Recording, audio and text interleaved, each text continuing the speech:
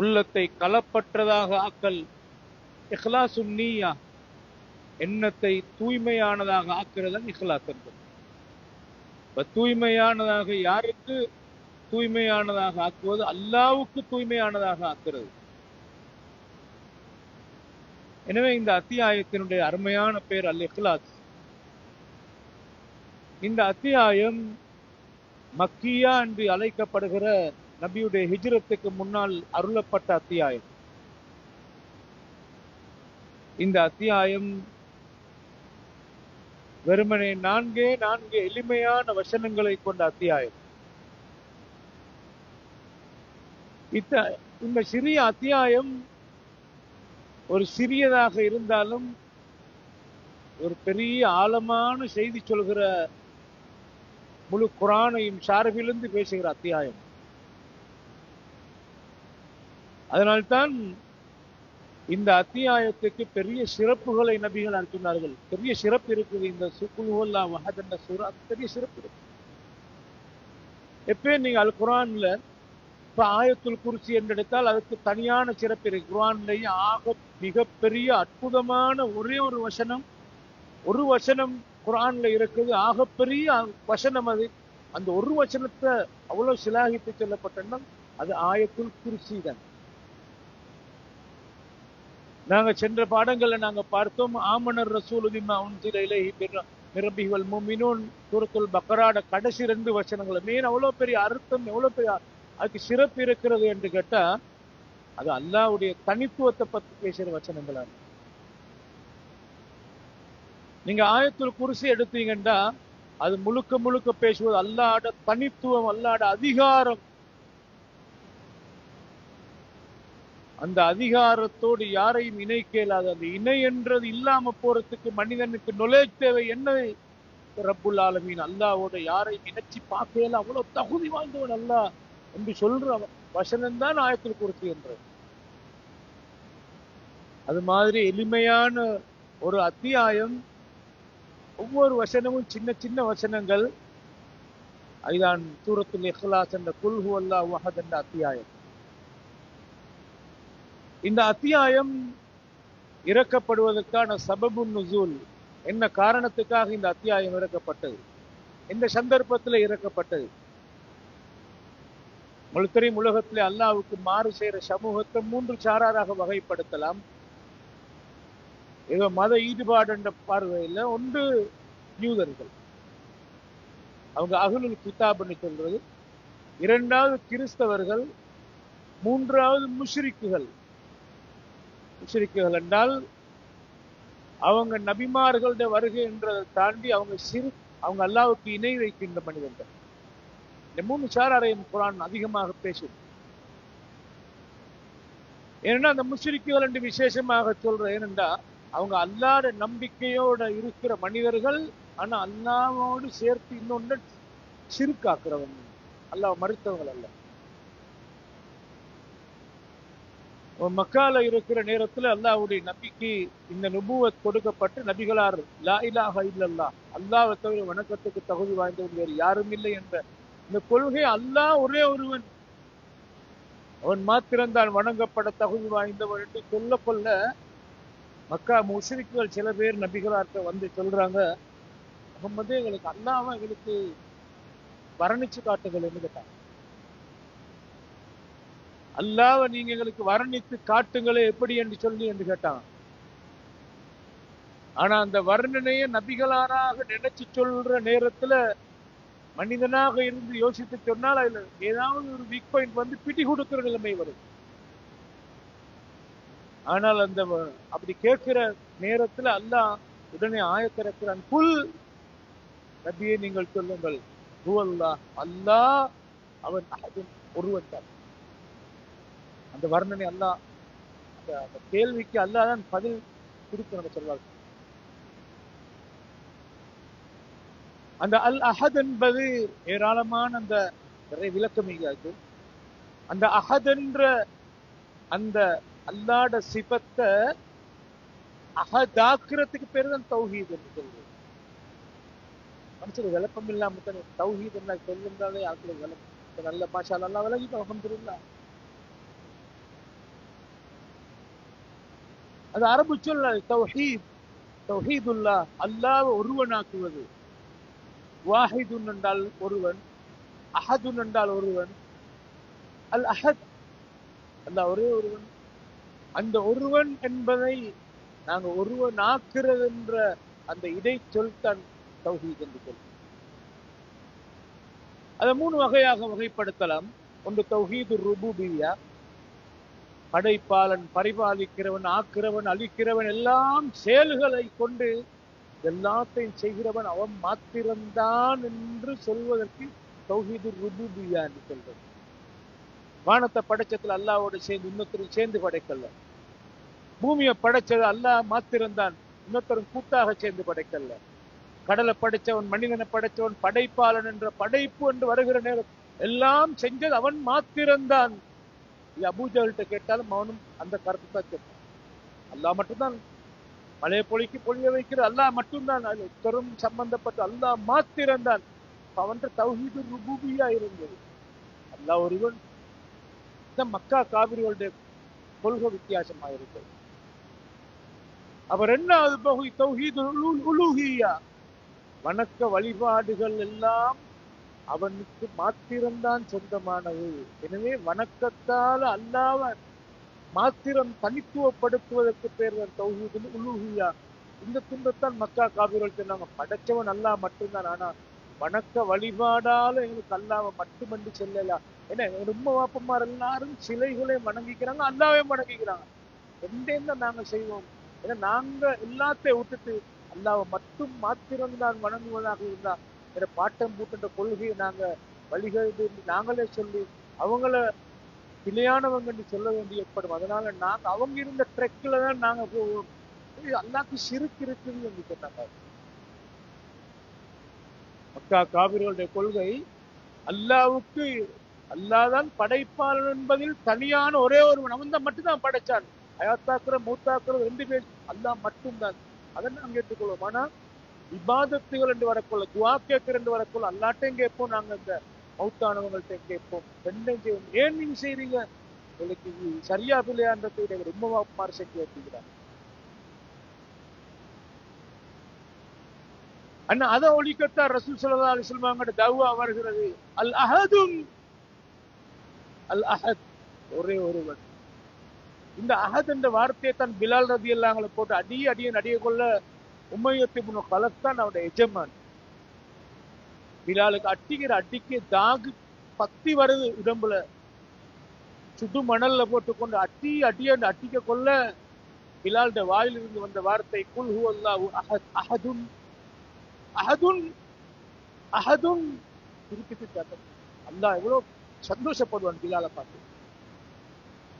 பிலாலுடைய நிறம் கருப்பாக இருக்கலாம், பிலால் சந்தையிலே போட்டு விற்கப்பட்ட ஒரு அடிமையாக இருக்கலாம். பிலால் உங்களுடைய செருப்பு சத்தத்தை சுவர்க்கத்துல கேட்டேன் நாங்க ரசூல் ஸல்லல்லாஹு அலைஹி வஸல்லம். அல்லாஹ்வுடைய அந்தஸ்து இருக்குது. சுப்ஹானல்லாஹ். அல்லாஹ்வோட நெருங்கத்தான் அல்லாஹ்வுடைய அந்தஸ்து கிடைக்கும். போலியால கிடைக்காது. நாங்க மதிக்க வேண்டிய இடத்துல அந்த அல்லாஹ் அல்லாஹ் அல்லாஹ் அல்லாஹ் என்று நம்ம மதிக்கிறதால நல்லா எங்களுக்கு கண்ணியப்படுத்துவார்.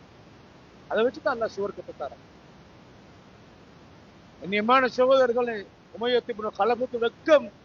அட இவ்வளவு ஒன்று அடிமைக்கு நீ அடிச்சும் அவன் உனக்கு கட்டுப்படலை என்றது ஒரு அவமானம். அப்ப உமையா சொல்றான், காது கிட்டவாக்கி பிலால், நீ அல்லாஹ்வுக்கு இணை இருக்கிறது கொஞ்சம் சொல்ல, நான் ஒன்னும் செய்ய மாட்டேன். அவமானம்.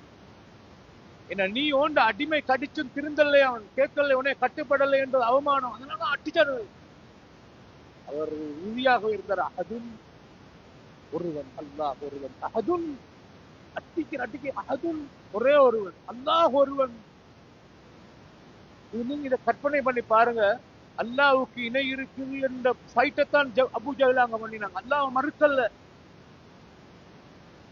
அவங்க சொன்னாங்க, அல்லாஹ்ட்ட நாங்க நெருங்குறதுக்காகத்தான் எங்களோட துவாவை இவங்கள்ட்ட கேட்கிறோம். இந்த காலத்துல வாழ்ந்த சும்மா ரோட்ல போற பைத்தியகாரராக இருந்தவங்க சிலையா கட்டல்ல.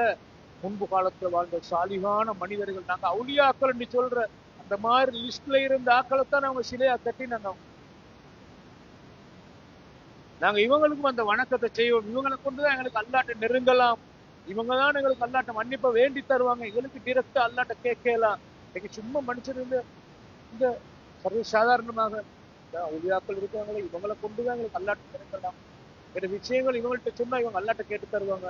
நாங்க இவ்வளவு பாவம் செஞ்சாலும் மறுமையினால் இவங்க கைபிடிச்சங்களை சுவர்க்கத்துக்கு. இந்த மடத்தனமான இதைத்தான் அபூஜஹலாங்களும் அபுத்துல்லாவை வச்சுக்கொண்டு சும்மா பள்ளியை வச்சுக்கிறாங்க. தக்கியான்ற இல்லைடா, ஆகப்பெரிய பள்ளி கௌபாவை வச்சுக்கொண்டு அபூஜஹலாக நிர்வாகிகளாக இருந்து கொண்டு சொன்ன வார்த்தை என்ன தெரியுமா?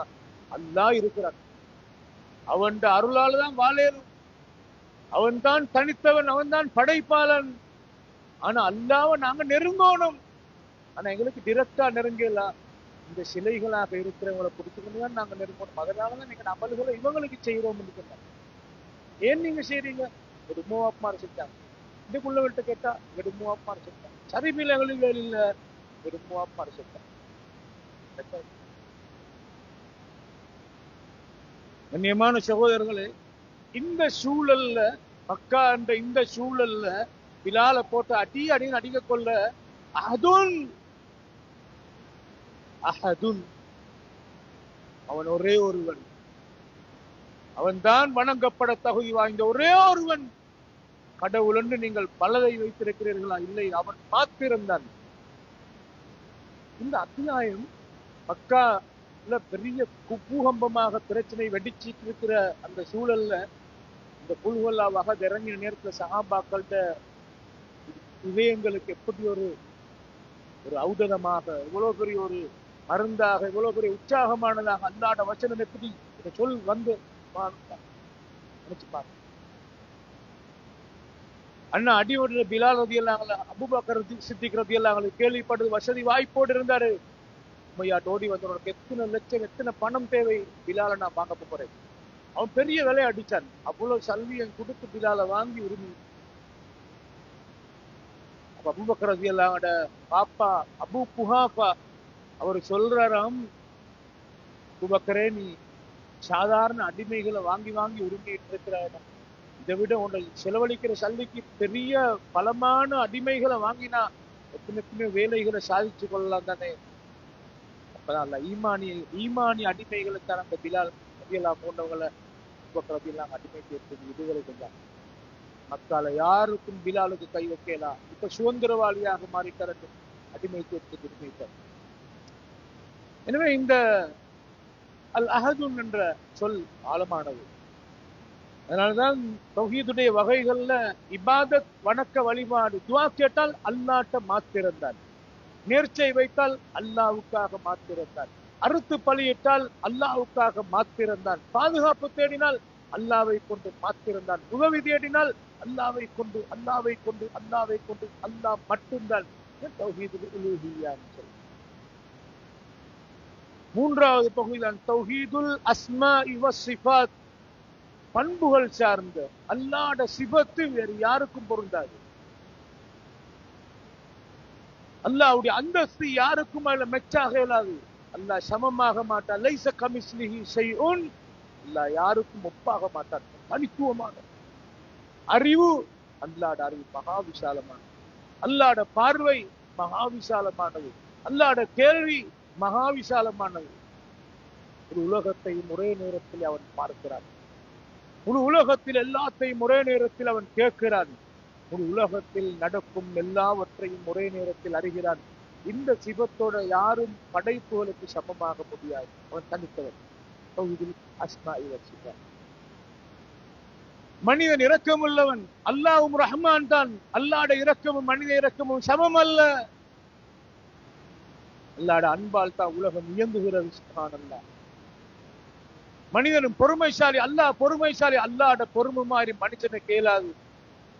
அஸ்மாஉ சிஃபாத், அல்லாஹ்ட அழகிய திருநாமங்கள் 99 ஒன்றாக ஒன்றாக ஒன்றாக படித்தால் அவர் தனித்துவம். அதை தனியாக பார்க்கலாம். அந்த வகையில் அல் அஹதுன், அல் அஹது குல் ஹுவல்லாஹு அஹத், குல் ஹுவல்லாஹு அஹதுன். குல், நபியே நீங்கள் சொல்லுங்கள். அது சொல்ல பாருங்க, அவங்க கேட்கிறதோடு அல்லாஹ் ஆயத்திருக்கிறான், நபியே நீங்கள் சொல்லுங்கள் என்று. இந்த சொல்லுங்கள் என்றது ஏவல் வினையோட என்ன ப்ரூஃப் ஆகுறதுண்டா இது நபியுடைய சொந்த கருத்தல்ல குர்ஆன்ன்றது. அல்லாஹ்ட்டிருந்து வார மெசேஜ் வஹி என்ற அந்த குல் கூறுவீராக என்று சொல்லி கொடுத்து தான் சொல்ல வைக்கிறான். சொல்லி கொடுத்தவன் யார்? சொல்லி கொடுத்தவர் ரப்புல் இஸ்ஸத் அல்லாஹ்தான் சுப்ஹானல்லாஹ். வரிக்கு வரியாக எவ்வளவு விளக்கம் இருக்கிறது பாருங்க. எனவே அல்லாஹ் தஆலா நபிக்கு குல் ஹுவல்லாஹு அஹதுன் அஹத் அஹதுன்னு தான் நாங்க அஹதுன்னு நிப்பற்றோம். நபியே நீங்கள் சொல்லுங்கள் ஹுவ அவன் அல்லாஹ் அல்லாஹ் அஹதுன் ஒருவன். அதுதான் அல்லாஹ்க்குள்ள தனித்துவமான சிலர். அதனால் தௌஹீத் தான் அல்லாஹ்க்கு விருப்பமான. ஒரு அடியான் அல்லாஹ்வை தனித்துவப்படுத்துற மாதிரி அல்லாஹ்வுக்கு விருப்பமானது வேற ஒன்றும் இல்லை.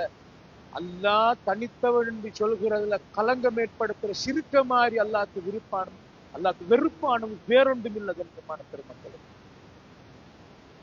அதனால்தான் இந்த வார்த்தை அதிகமாக அஞ்சா நெஞ்சோடு முஸ்லிம் சமூகத்துல சிறுக்கு இருக்குது.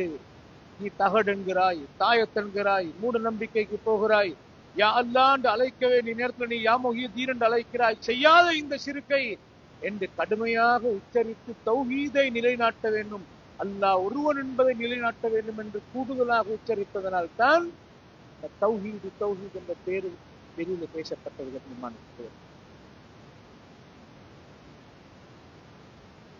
இது இயக்கம் அல்ல, இது கட்சி அரசியல் அல்ல, இது பிரிவினை அல்ல, இது இஸ்லாத்துடைய பேசிக் கண்ணியமான சகோதரர்கள். முஸ்லிமாக பிறந்தவன் தௌஹீதுவாதியாகத்தான் இருக்க வேண்டும். முஸ்லிமானவன் சிறுக்குவாதியாக இருக்கல, அவன் சிறுக்குவாதியாக இருந்து கொண்டு முஸ்லிம் என்ற பெயரை சொல்லலாம். கண்ணியமான சகோதரர்களே, ஹஜ்ரத் அப்துல்லா இப்னு அப்பாஸ் ரலியல்லாஹு அவர்கள் மிகப்பெரிய முஃபஸ்ஸிர். வமா ஹலக்துல் ஜின்ன வல் இன்ஸ இல்லா லியஅபுதூன். அல்லாஹ் குர்ஆன்ல சொல்றான், மனிதர்களையும் ஜின்களையும் நாங்கள் படைத்திருப்பது அவன் என்னை இபாதத் செய்வதற்காக, வணங்க வேண்டும் என்பதற்காக. அந்த வணங்க வேண்டும் என்ற லியஅபுதூன் என்ற சொல்லுக்கு ஹஜ்ரத் அப்துல்லா இப்னு அப்பாஸ் ரலியல்லாஹு தஃப்சீர் சொல்றாங்க, லியுவஹிதூன், அவங்க என்னை தௌஹீத் செய்வதற்காக. அல்லாஹ் பற்றி மனிதன் பார்க்கிற பார்வை, இந்த உலகம் அண்ட சராசரம் எதை நிலைநாட்டுகிறது தெரியுமா? காலிக்கு சமாவாத்தி வல்லர், வானம் பூமியை படைத்தவன் அவன்தான் என்பதை சொல்கிறது. குர்ஆன் எடுத்து நிறைய வாய்ச்சி பாருங்க. வானத்தை பார்க்கலையா, பூமியை பார்க்கலையா, ஒட்டகத்தை பார்க்கல, இதை பார்க்கல, எல்லாத்தையும் படைத்தது யார்? அல்லாஹ் அல்லாஹ் அல்லாஹ். முழு குர்ஆனும் அல்லாஹ்வுடைய தௌஹீதை பேசுகிறது. கண்ணியமான பெருமக்களே, இந்த பாடம் தொடரும். ஒரே நாள்ல முடிக்கையில் அது கூழ்வல்லாத. அந்த வகையில முதலாவது சிபத் அல்லாஹ் சொல்கிறான், குல் ஹுவல்லாஹு அஹதுன், அல்லாஹ் ஒருவன். அதான் அல்லாஹ்வுடைய பெரிய சிபத். இரண்டாவது பாருங்க, அல்லாஹு, திருப்பி அல்லாஹ் என்ற சொல்ல திருப்பி ரிப்பீட் பண்ற. அல்லாஹ் ரிப்பீட் பண்ண தேவையில்லை, ஆனா அந்த இடத்துல ரிப்பீட் பண்ண. அல்லாஹ் அல்லாஹு அஸ்ஸமது, அவன் தேவையற்ற. உலகில் ஒரு மனிதன் ஒருவனை கடவுள் என்கிறான்.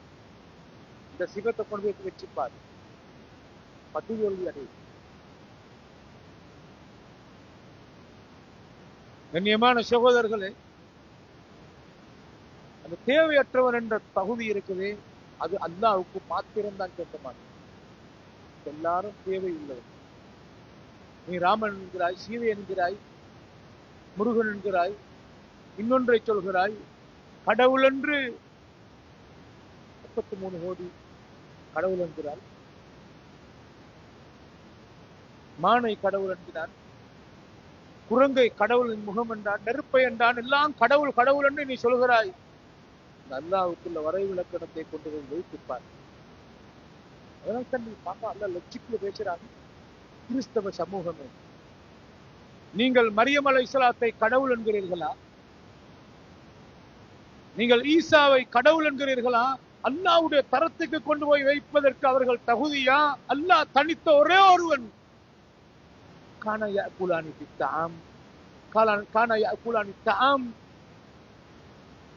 அவங்க ரெண்டு பேரும் சாப்பிடுறவங்க இல்லையா? தேவை உள்ளவங்க. தானா குலானி தாம், அவங்க சாப்பிடுறவங்க, இயற்கை தேவை உள்ளவங்க.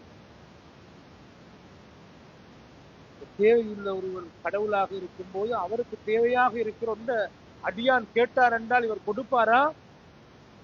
தேவை அற்றவனாக இருந்தால் தான் தாராளமாக கொடுக்கிறவனாக இருக்க வேண்டும். கடவுள் என்பது உலகத்தில் சாதாரணமாக எம்மதத்தை பின்பற்றுவனும் கடவுள் இரக்கமுள்ளவனாக இருக்கணும், கடவுள் தருகிறவராக இருக்கணும், கடவுள் தாராளமானவராக இருக்கணும், கடவுள் தேவையற்றவராக இருக்கணும் என்று பார்த்தா தேவையுள்ளவராகத்தான் இருந்திருக்கணும்.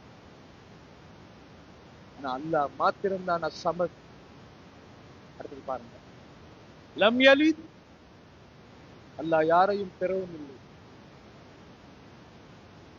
அல்லாஹ் யாரையும் பெறவும் இல்லை. வலம் யூலத், யாராலும் அவன் பெறப்படவும் இல்லை.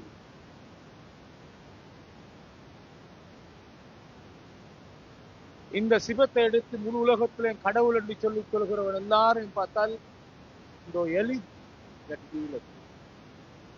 அவன் பெற்றவனாக இருப்பான், இல்லாட்டி பெறப்பட்டவனாக இருப்பான்.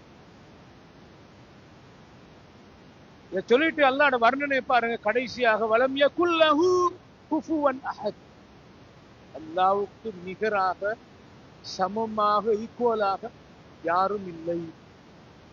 யாரை கொண்டாலும் அல்லாஹ்வுடைய ஒன் வேர்ட்ல அல்லாஹ் சொல்லிட்டாங்க. முன்னுக்கு சிலதை விளங்கப்படுத்திட்டு கடைசியா சொல்றது பிடி கொடுக்காம எதை சொன்னாலும் அல்லாஹ்வுக்கு நிகராக சமமாக யாரும் இல்லை. அல்லாஹ்வோட வர்ணனை இது. அல்லாஹ்வோட நபி தானாக நினைச்சு சொல்லாம அல்லாஹ்வோட நபி அல்லாஹ்வோட வகையன்றத்தை உறுதிப்படுத்துற விதத்துல குல் நபியை நீங்கள் சொல்வீர்களாக சொல்லோடு சேர்த்து சொன்னாங்கன்னா இந்த படிப்பதற்கு நிறைய செய்திருக்கு. கண்ணியமான சகோதரர்களே, நபி ஸல்லல்லாஹு அலைஹி வஸல்லம் அவங்க சொல்றாங்க பாருங்க,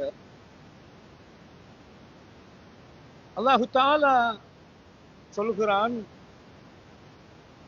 கذبني ابن ஆதம் வலம் யகுல் லஹு ஸாலிம், இந்த மனிதன் என்னை பொய்ப்பிக்கிறான். வஷதமனி வலம் யகுல் லஹு ஸாலிம், எனக்கு அவன் ஏசுகின்றான், அந்த ஏசுவதற்கு அவன் தகுதி இல்லை. எப்படி? அவன் என்னை பொய்ப்பிக்கிறான், அதற்கு அவன் தகுதி இல்லை.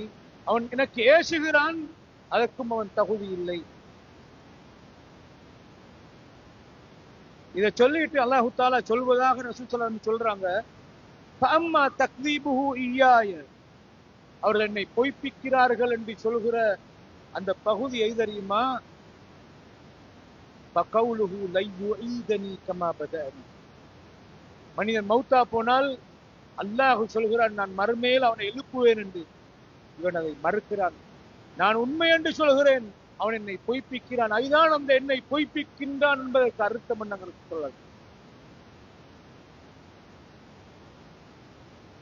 எனக்கு அவன் ஏசுகின்றான் என்று சொல்வதனுடைய அர்த்தம் என்ன தெரியுமா? வஅம்மா ஷத்முஹு இய்யாய ஃபகவுலுஹு இத்தகதல்லாஹு வலதன், நான் எனக்கு ஏசுகிற அந்த பகுதி எது தெரியுமா? நான் அல்லாஹ் ஒரே ஒரு ரப்பாக இருக்கும்போது நான் ஒரு குழந்தையை, ஒரு குமாரனை நான் பெற்றெடுத்தேன் என்று அவன் சொல்றானே, அதை ஏசுறான் அவன் சொல்றான். சொல்லிட்டு அல்லாஹ் சொல்கிறான், வஅனல் அஹது, நான் ஒருவன், அஸ்ஸமது, நான் தேவையற்றவன், லம் அலித், நான் பெறவும் இல்லை, வலம் ஊலத், நான் பெறப்படவும் இல்லை என்று, வலம் யகுல்லி குஃபுவன் அஹத், எனக்கு நிகராக எவரும் இல்லை என்று ஹதீஸுல் குதுஸி சொல்றான். பாருங்க, சஹீஹுல் புகாரியில் இந்த ஹதீஸ் பதிவாக இருக்கிறது. லா அஹத அஸ்பரு அலா அதன் சமிஅஹு மினல்லாஹ், அல்லாஹ் அவனுக்கு ஒரு நோவினை உண்ட காலால கேட்டுட்டு அந்த வருத்தத்தை பொறுத்து கொண்டிருக்கிற பொறுமைசாலி, அல்லாஹ்வை விட மிகப்பெரிய பொறுமைசாலி யாரும் இருக்க முடியாது. அந்த பொறுமை மூலம் கண்டால் அவன் அல்லாஹ் நோவினைப்படுத்துறான். அந்த நோவினை படுத்துறதோடு அந்த நோவினை படுத்துறவனை கண்டிக்காம பொறுத்துட்டு இருந்து கொண்டு எரிசுக்கும் அவனுக்கு ரிஸ்கும் அல்லாஹ் கொடுக்கிறான், அவனுக்கு சுகத்தையும் ஆபியத்தையும் அல்லாஹ் கொடுத்துட்டு இருக்கிறான். ஆனா அவன் வருத்தப்படுத்திக் கொண்டிருக்கிறான். அந்த வருத்தம் என்ன தெரியுமா? யஜஅலூன லஹு வலதன், அல்லாஹ்வுக்கு பிள்ளை இருக்கிற என்று அவன் வாதிடுகிறானே, நமக்கு கடுமையான வருத்தம் அது. நோயினைப்படுத்துகிறான் அல்லாஹ்.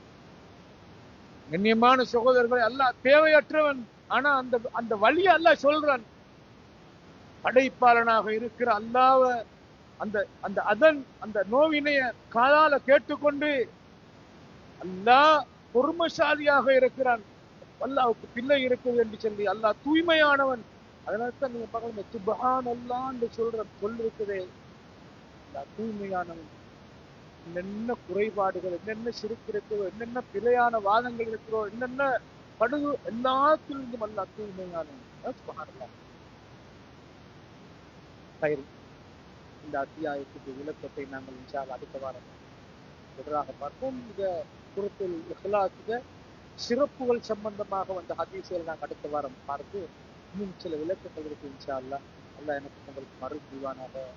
وآخر دعوانا الحمد لله رب العالمين.